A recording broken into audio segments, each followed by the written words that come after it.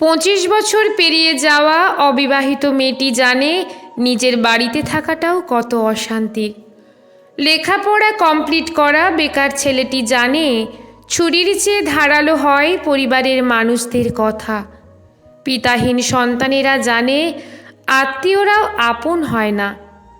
মাহারা ছেলেমেয়েগুলো জানে মামার বাড়ির রসের হাঁড়ি তাদের জন্য নয়। যৌতুক না নিয়ে শ্বশুর বাড়িতে পা রাখা মেয়েটি জানে মানুষ কত কথা বলতে পারে। চাকুরিহীন ছেলেটি জানে টাকা ছাড়া কেউ ভালোবাসার মূল্য দেয় না। কালো মেয়েটি জানে গুণের কথা বললেও বাস্তবে সবাই আসলে রূপই খোঁজে। ডিভোর্সি মেয়েটা জানে সংসার ভাঙার দায়ভার কেবল তারই মাথায়। সুস্থ মানুষ ভাবে এই পৃথিবীতে কেউ না কেউ তার আপন, কিন্তু পাগল জানে স্বার্থের এই পৃথিবীতে কেউ কারোর নয়।